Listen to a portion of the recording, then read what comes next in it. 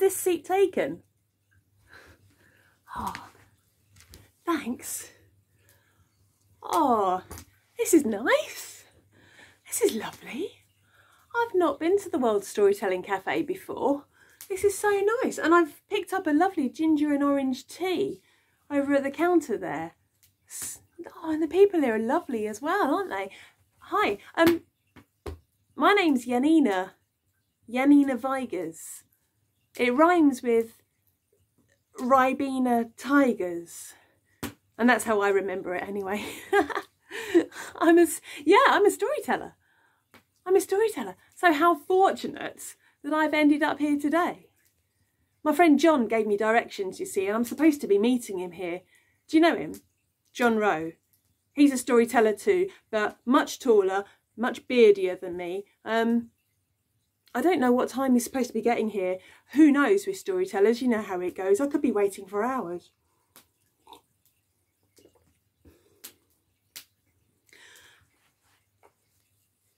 You know, I said I was a storyteller, and I hope you don't mind me sharing this with you, but I feel that we can, you know, even though we've only just met. I am a storyteller, but I'm not a very good one. You see, most storytellers carry all the tales that they know and that they tell in their head and in their heart. But you see, I just don't have the space up here in my brain, in my noggin, for all of that. So I have to just rely on the stories that are around me and hope that, you know, after they get over their initial shyness, that they will come out and come and sit on my shoulder and let me tell them. But I've got a secret. This they find absolutely irresistible. They love this more than ginger and orange tea. They love this more than lemon drizzle cake. They love this more than hot chocolate with whipped cream, marshmallows and hundreds and thousands. The thing that they love above anything else in the whole wide world is music. So, if you don't mind, shall I see if I can play a little tune and see if we can get one to come out and come and join us? Because like I said, who knows how long we're going to be waiting for him to get here. Are you ready?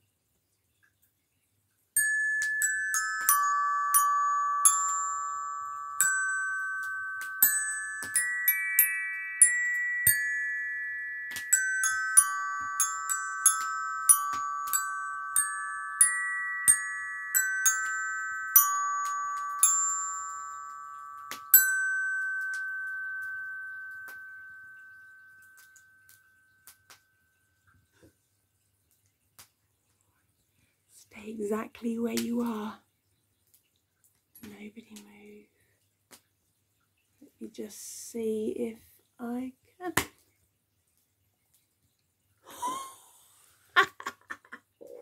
First time! Wow!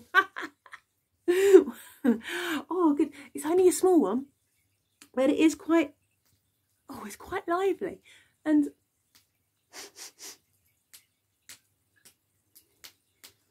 I'm not sure what story it is. I thought it might be a troll story because it had a bit of a, you know, bit of a whiff about it, but it's not a troll story. Shall we see what it is? Are you ready? Can you give me a countdown? Are you ready? We'll do it together. Here we go. 3, 2, 1. Come on.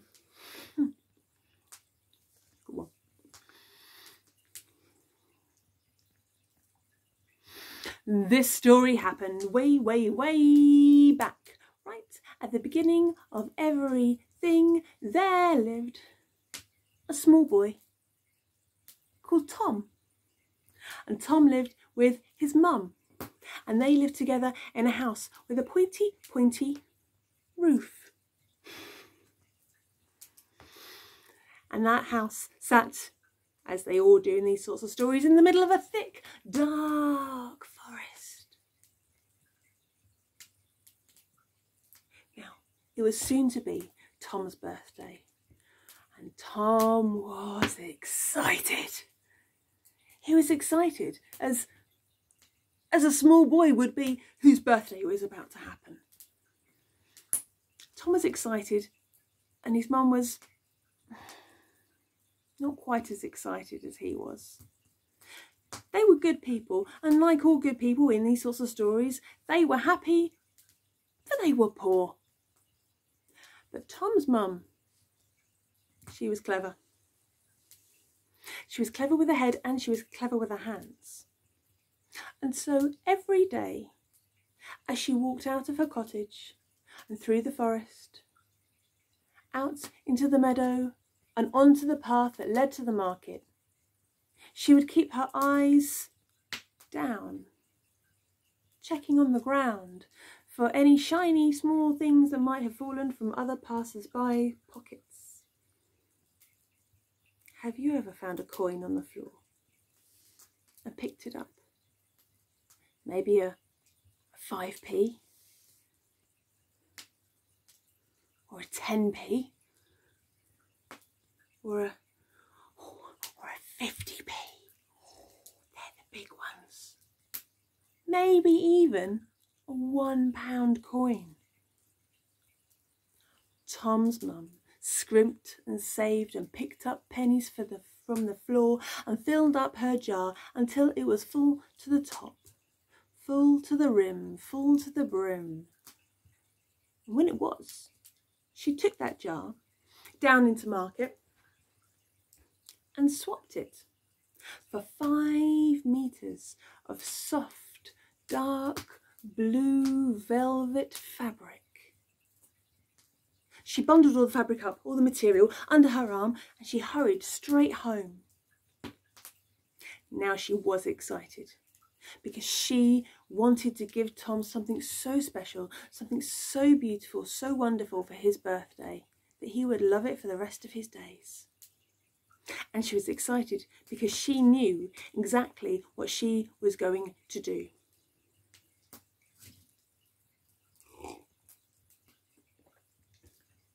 When she got home, she threw some more wood on the fire, took the material and laid it out on the floor, because they were so poor they didn't have a table. But it didn't matter, they had lots of room on the floor, and she laid it out nice and flat. And then she took the most enormous pair of scissors that she could find, and she cut it. And she snipped it. She took one piece of material and laid it on top of another. And then with a needle and thread, do you have a needle and thread too?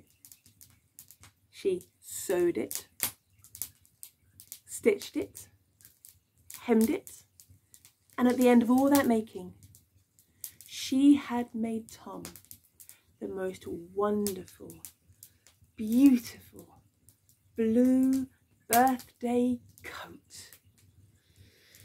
Oh, Tom loved that coat.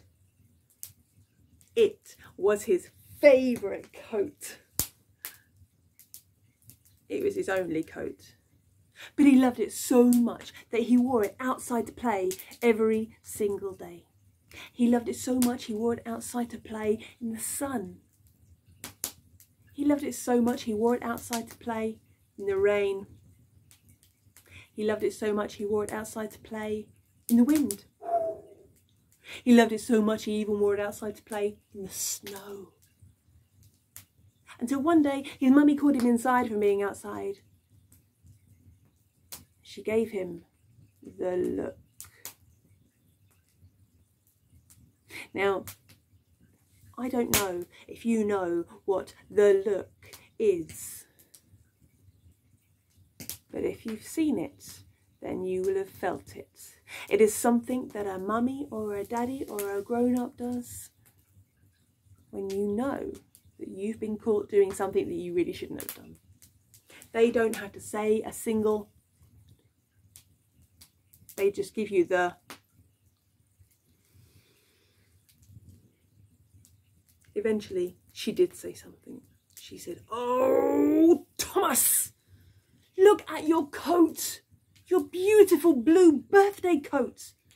It's tattered and torn beyond all recognition. This will never do. Take it off and give it here." Tom really didn't want to take his coat off. He loved this coat. It was his favourite coat. This was only coat. And he said, "No, Mummy, no. There's a hole in the elbow, and that's when I caught it when I fell out of the tree, and the pocket's got a bit torn because I had to go into the hedge to get my ball bag, but it still works. It's okay. I don't want no," said his mummy. So he knew what he had to do. Took off his coat, gave it to his mum. He went outside to play.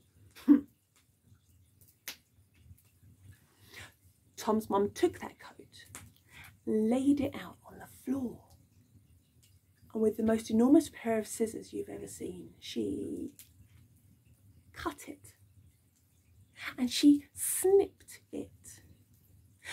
She took one piece of material and laid it on top of another. She sewed it, stitched it, hemmed it, and at the end of all that making, she had made Tom the most wonderful, beautiful blue waistcoat. That's a little bit like a normal coat, but with no arms. Tom loved that waistcoat. He loved it so much. He wore it outside to play every single day. He loved it so much. He wore it outside to play in the sun. He loved it so much he wore it outside to play in the rain. He loved it so much he wore it outside to play in the wind. He loved it so much he wore it outside to play in the snow. Until one day his mummy called him inside from being outside. And she gave him the look. Eventually she said, "Oh, Thomas, look what you've done. Look at the state of that beautiful blue waistcoat that I made for you. It's tattered and torn beyond all recognition. This will never do. Take it off and give it here." And Tom really didn't want it. It was his favourite waistcoat. It was his only waistcoat. And so he said, "No, Mummy, no, Mummy, no, Mummy. Well, the stitches come undone, and that's why I got it caught in the bramble when I was picking blackberries. And that's okay, and the button's a little bit wobbly and falling off, but that's okay. I've still got another 3, and I really don't want to know," said his mum. He knew what he had to do, so he undid the buttons and he took it off and gave it to his mum, and he went outside to play.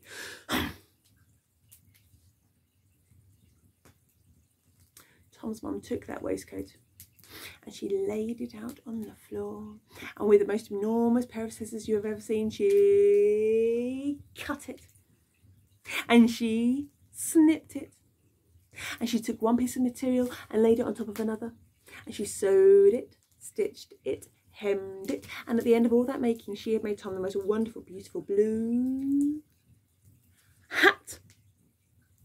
Tom loved that hat. It was his favourite hat. It was his only hat. But he loved it so much he wore it outside to play every single day. He loved it so much he wore it outside to play in the sun. He loved it so much he wore it outside to play in the rain. He loved it so much he wore it outside to play in the wind. He loved it so much he wore it outside to play in the snow. Until one day his mummy called him inside from being outside, and she gave him the look. She said, "Oh, Thomas, look at that hat. That beautiful blue hat that I made for you. It's tattered and torn beyond all recognition. Take it off and give it." Tom really didn't want to, because it was his favourite hat. It was his only hat. And he said, no, mummy, no, mummy, no, mummy. The ribbon's coming off and that's okay, but the bed is a bit bent. When I got hit on there with the stick and said his mum. So he knew what he had to do and he went outside to play. Tom's mum took that hat and she laid it out on the floor, and with the most enormous pair of scissors you have ever seen, she cut it and she snipped it, and she took one piece of material and laid it on top of another, and she sewed it, stitched it, hemmed it, and at the end of all that making she had made Tom the most wonderful, beautiful blue bow tie. Tom loved that bow tie. Made him look so smart. He loved it so much. It was his favourite bow tie. It was his only bow tie. But he loved it so much he wore it outside to play every single day. He loved it so much he wore it outside to play in the sun. He loved it so much he wore it outside to play in the rain. He loved it so much he wore it outside to play in the wind. He loved it so much he wore it outside to play in the snow, until one day his mummy called him inside from being outside. She gave him the...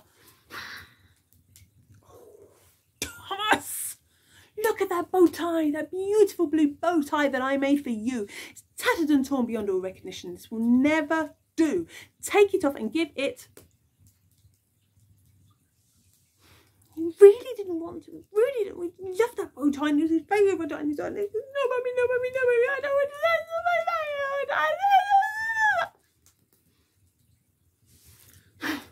So he undid the bow tie. It was a proper bow tie that he had to untie. And he took it off and he gave it to his mummy and he went outside to play.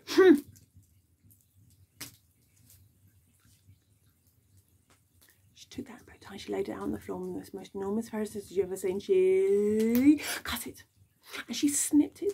She took one piece of material, laid it on top of another, and she sewed it, stitched it, hemmed it, and at the end of all that making, she had made Tom the most wonderful, beautiful blue button. Tom loved that button. It was his favourite button. It was his only button.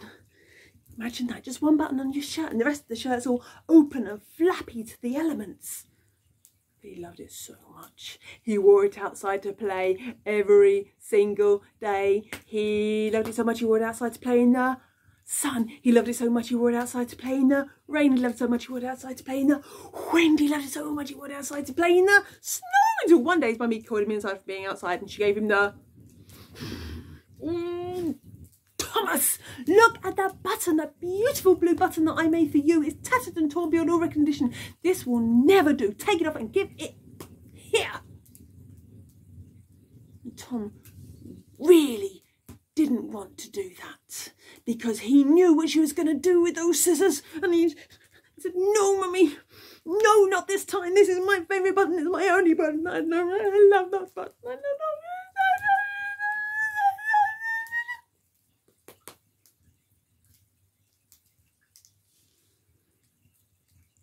He knew what he had to do, so he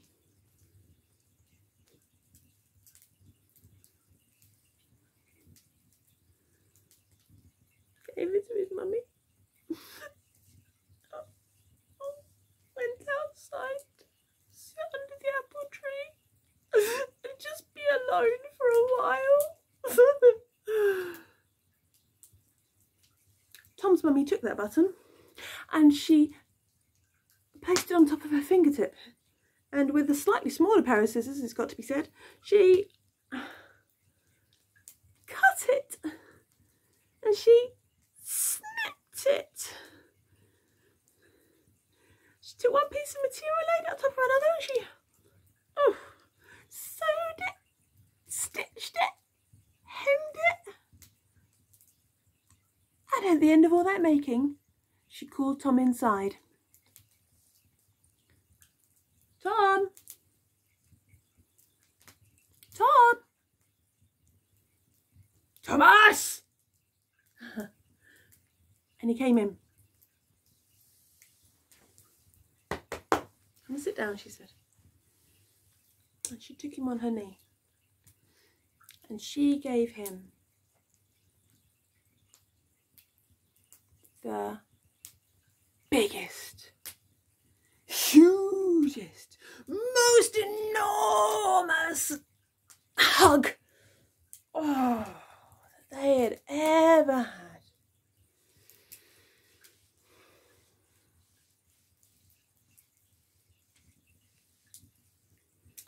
And then she gave him the story of his blue birthday coat and how it got made smaller into a waistcoat, got made smaller into a hat, got made smaller into a bow tie, got made smaller into a button, until all that was left was just a story. And that's the story that he told me. And that's the story that I've told you. And maybe, if you enjoyed it, you could go and tell somebody else. Because that's how stories live.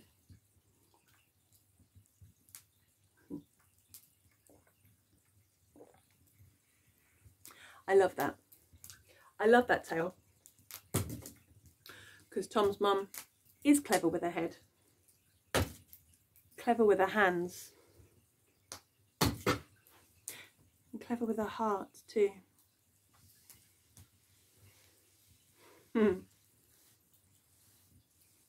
Three qualities of a good mother. And goodness knows there are some mothers working incredibly hard at the moment to bolster all three of those and more at this time. And it's at times like these that I don't know how you feel about this, but sometimes we wish for something more, for something extra, for something otherworldly to come and help.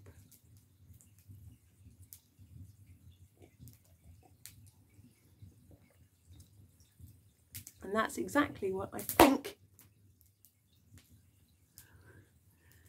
happens in this story. Let's see if I'm right. Yeah.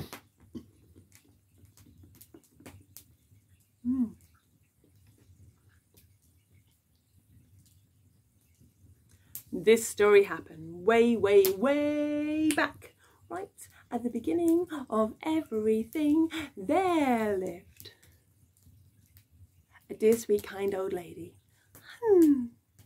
And she lived with her husband, who was a dear, sweet, kind old man. And they lived together in a house with a pointy, pointy roof, which also sat in the same deep, dark forest as Tom and his mum. They had built this house with their own two hands. Together, they had built it up and up and up and up and out and out and out and out until it was perfect and filled with everything that they could ever possibly wish for. And they were happy there. But one day, dear, sweet, kind old lady said to her husband, Husband, I love our house. It's just beautiful. But I just wonder if you could make me a little garden outside, you know, just like in your spare time, you know, because the forest is a bit dark and it's blocking out all the light to the windows. Could you just do that for me? Thank you. And dear, sweet, kind old man loved his wife with all of his heart. He truly did. But he was old, and he'd just built his own house with his own two hands. He was tired, but he did love his wife. So he said, okay. So the very next day, he went out into the garden and took the axe that was possibly even taller than him, and he set about chop, chop, chop, cutting down some of the trees to make a small clearing. And when he did, soon after, the light got through and the rain got through, wild flowers began to spring up. Primroses and bluebells, even the odd wild daffodil and cowslip too. It was beautiful, and the wife loved her garden. For about 3 months. And one day she was out walking in the garden and she said, Husband, I love our garden as much as I love our house, but I just wonder, could you maybe plant something in the garden that I could eat? I really love the flowers, but I really would like to be able to walk through the garden and just pick something and have a little nibble as I walk through. Could you just do that for me in the spare time? Like, you know, just no hurry. Well, the dear sweet kind old man loved his husband, but he loved his wife too. But he just built his own house with his own 2 hands. And he just created a garden with his own 2 hands. And he was an old man and he was tired. But like I said, he did love his wife. So he said, okay. So he tottered into his potting shed and had a little look around. There was nothing in there until he looked at the back of one of the shelves. Right at the back there was a small tin with a very stiff lid, but he managed to get it off, and in that tin were 3 seeds. There's no label on there. And so he thought, just to save himself a little walk into market, he just plant these seeds first, just to see what happens, because you never know what they were going to be. If you could eat it, maybe that would be nice. So he did what needed to be done with seeds. He took his finger and boop, boop, boop, made 3 little holes and boop, boop, boop, planted 3 little seeds and whoop, whoop, whoop, covered those seeds up and watered them. And he cared for those seeds. He checked on them every single day. I think he may have even sung to them occasionally too. But he cared for them. And like all wild things that are cared for, those seeds began to grow. The first seed grew really well. The second seed grew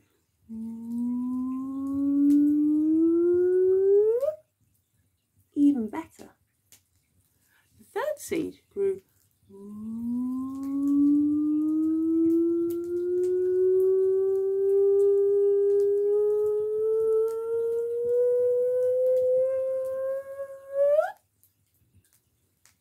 really quite tall. The wife came out and said, Husband, I'm a little bit worried. That seed has done spectacularly well, and I'm slightly worried that if the wind gets up, it's going to fall and crush our beautiful new home. I really think you ought to put it, just pull it up and just be done with it and just concentrate on these 2 seeds instead. Well, to be honest, the old man was a bit disappointed. He wanted to see exactly just how big this enormous triffid could get. But he loved his wife, so he said, okay. He rolled up his sleeves, put his arms or his hands around the collar of the plant.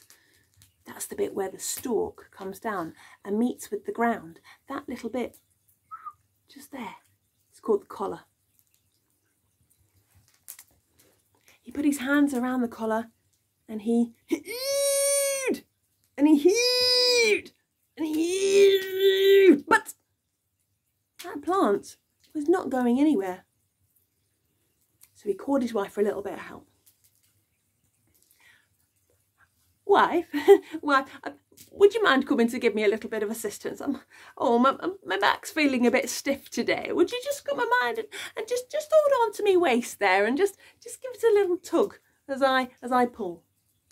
So the old woman held on to the man and the man held on to the plant, and together they pulled and they pulled and they pulled. But still, that plant was not going anywhere. Don't worry, said the wife. Next door lives a very strong girl, and she's very helpful too. I'll just go and see if she'd like to come round and give us some help. That's exactly what she did. She ran round next door, knocked on the door, explained the whole story to the strong girl, and the strong girl said, of course I'd love to come and help. So she came round. Strong girl pulled on the wife pulled on the man pulled on the plants, and together they pulled and they pulled and they pulled. But still that plant was not going anywhere. Don't worry, said Strong Girl. My cousin just lives down the road on the farm, and well, he's very helpful. Let me go and see if he'll come and help us. So it's exactly what she did. She ran all the way down to the farm, came back with her cousin. Cousin held on to Strong Girl. Strong Girl held on to the wife. Wife held on to the man. The man held on to the plant, and together they pulled and they pulled and they pulled. But still, that plant was not going anywhere. I know, said the cousin. My mummy and daddy bought me a new puppy for my birthday last week. My puppy loves pulling on things and tugging on things.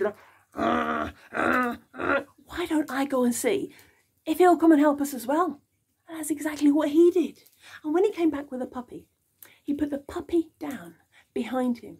The puppy pulled on the boy's trouser. The boy pulled on the strong girl. The strong girl pulled on the wife pulled on the man pulled on the plants, and together they pulled and they pulled and they pulled. But still that plant was not going anywhere. Well, they all had to have a serious think. And while they were all doing their thinking faces, the wife spotted a small mouse crawling in and out over her kitchen doorstep. It looked like he was stealing peas from the kitchen. As quick as lightning, she pounced on the mouse, caught it, and said, "Now, you look here, little mouse. You're very welcome to come into my kitchen and come stealing peas as often as you like, but I'm going to need your help." She placed the mouse down behind the puppy. The mouse pulled on the puppy's tail. The puppy pulled on the trouser of the cousin. The cousin pulled on the strong girl. The strong girl pulled on the wife. The wife pulled on the man. The man pulled on the plant. And together they pulled and they pulled and they pulled. And eventually, the most huge, round, vast, spherical root erupted out of the soil.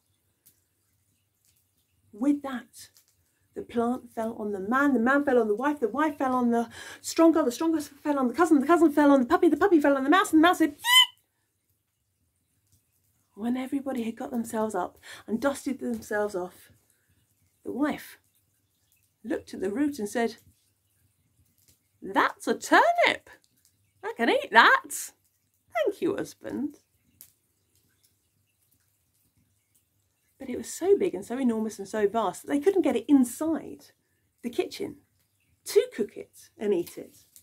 So everybody picked up a scrubbing brush and they scrubbed and they washed and they scrubbed and they washed and they scrubbed and they washed until it was clean. And they chopped and they sliced and they chopped and they sliced and they chopped and they sliced until it was done. And they stirred and they cooked and they stirred and they cooked and they stirred and they cooked and they stirred and they cooked until there was the most enormous vat of soup. In fact, dear sweet kind old lady was so pleased and so thankful to her husband that she gave him a bowl before she served some up for herself. And then she gave some to the strong girl, and then some to her cousin, a tiny little bowl for the puppy, and even a little thimbleful for the mouse. But there was so much soup that there was easily enough there for you. And for you. And for you. For you also. There was some for John. I'll put that to the side next to the fire to keep warm. Who knows how long he's going to be. And there was some there for me too. And everybody sat and they drank. And everybody agreed it was the warmest, most delicious, creamiest tasting soup that they'd ever had. Not because it was made with a turnip, of course. Have you ever tried turnip? No? Oh, let me tell you. It doesn't taste of anything at all. No, this soup was made with love and cooperation and community. And it fed their bellies, and it also fed their hearts.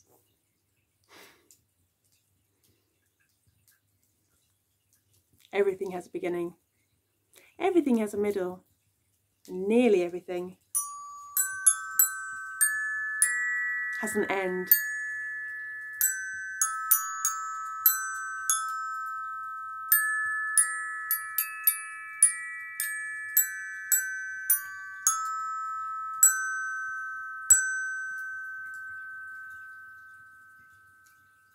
So this is the end of those stories, because I think John's just walked through the door and he's going to want a cup of something. So thanks for listening to me. It's been an absolute pleasure and I love this cafe. I'm definitely going to come back and hopefully I'll see you again. Maybe I'll be able to tell you a different story, or maybe you'll be able to tell me one of yours. Thank you so much. Ladies and gentlemen, you have just been listening to the most magnificent storyteller, and just like if you come into a pub or a bar, if you happen to be in America, and there's no door charge, but there's a tip jar or there's a hat, we'd really appreciate it. Because our tellers, they've got no way to earn at the moment. We'd really appreciate it if you could reach into your pocket and you could drop a little something into the hat.